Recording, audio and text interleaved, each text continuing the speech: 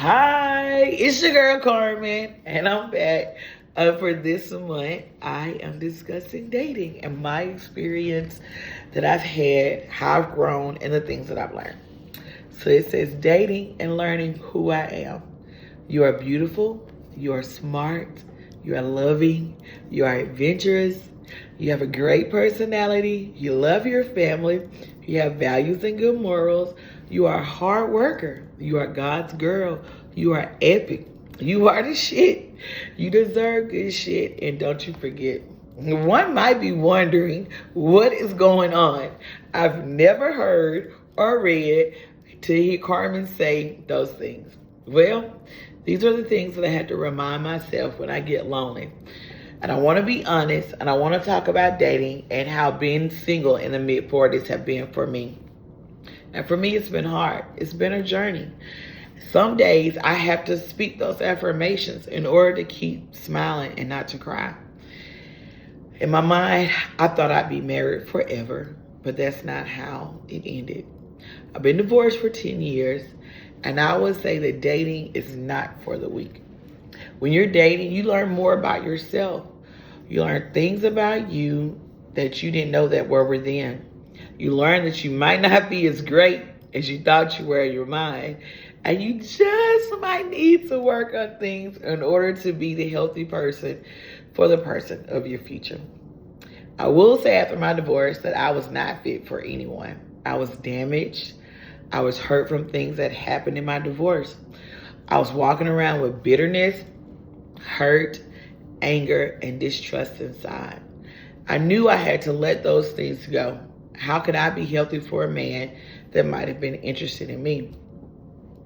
Even though I was going to therapy, I was not healthy for myself or for a man.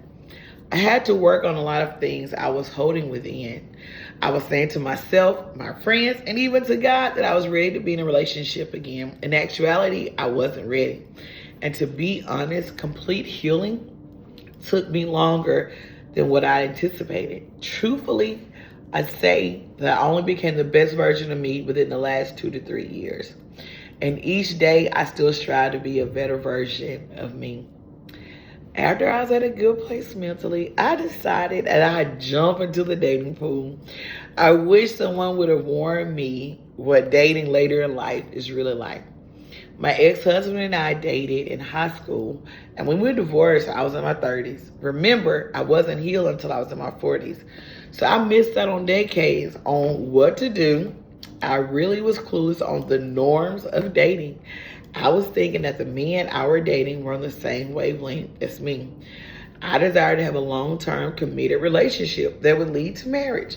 But the majority of the men that I conversed with had no desire to be committed, let alone to marry.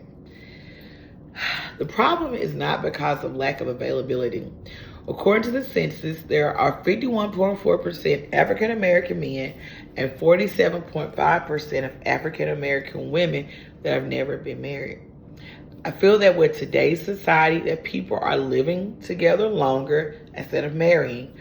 I feel that many saw their parents divorce, have been divorced themselves, are afraid to try marriage or remarry. Where does this leave the romantics, people like me, in the world? Now, if a person were to ask me this question a few years ago, my answer would have been feeling lonely.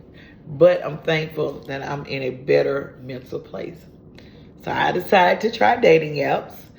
Some have no issues with the apps, but I do. I'm not trying to find someone for a casual hookup. I want something lasting.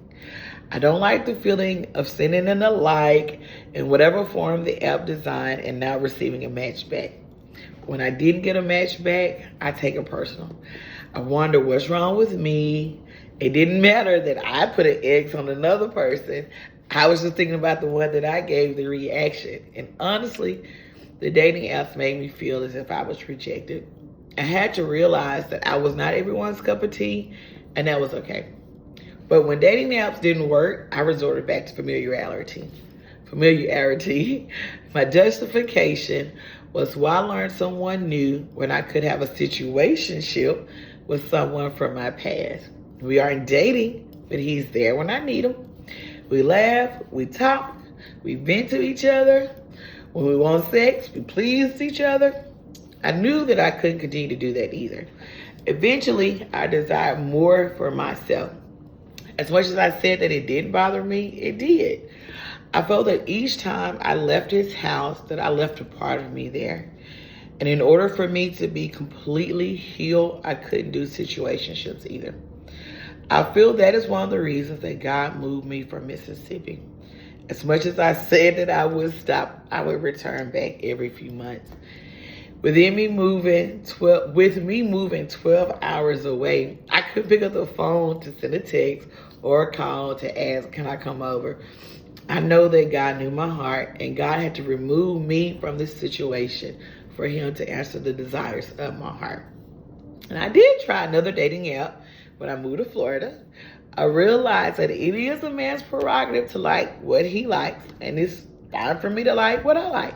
On my second time around this dating app, I did have more interactions, but the majority of the men were only wanting sex. I had men that were wanting to come to my apartment, to their apartment, and had never even had an actual phone conversation with me. There was this one guy, things were going well. We would text throughout the day, talk on the phone at night for hours. We would FaceTime each other at the beginning or the end of the day. Things look really promising. And one thing about me is that I pray. And I prayed to God and asked if he was the one for me. And it wasn't, but about 2 days later, all the communication ceased. I assumed that the two of us were building something great. And I knew with him being removed from my life that God had answered my prayer. It just wasn't the way that I expected. God removed him from my life before things got too deep. God knows me, and I'm glad that I prayed earlier in the courting period versus months later down the road. My feelings would have been deeper as well as being hurt more. Now, this isn't the first time that this experience has happened to me. Shoot, I've lost count. Regardless of the number, being ghosted is never fun. It's hurtful. And I used to wonder if I said or did something wrong when a guy would ghost me. I would replay conversations in my mind, and it wasn't me. It never was me. It's whatever he's dealing with inside. Now, I'm not saying that I'm perfect, because I'm not perfect by a long shot. I realized that each time I involved God with prayer, that he was being God. And if I prayed about all dates, I could have saved myself some heartaches along the way. God removed him and others that I thought that were potentials out of my life in order for there to be room for the right one. And there have been lots of nights that I cried because I desired to be in a relationship. There were and have been many therapy sessions where I cried while I discussed my singleness. One of the most recent things that I took from a therapy session was for me to put up boundaries. I have to know exactly what I want and communicate it to the guy what my desires are. I have to realize what I will accept and what I won't. These things need to be communicated within the first 3 to 5 dates. And if you and the other person are not in agreement on things that are non-negotiable, there's no point in wasting your time. Another thing she recommended was for me to date them all until one that you like asks you to be the one. And men do it all the time with no regards, and women should be able to do the same. Through this dating process, I've learned that I'm too much for some people. And what I mean by that is my personality. Some people don't like a talkative woman. I love conversation. I'm old school. I want to hear voices. Pick up the phone and call me. In today's society, everything is quick. It's easy to text all day long.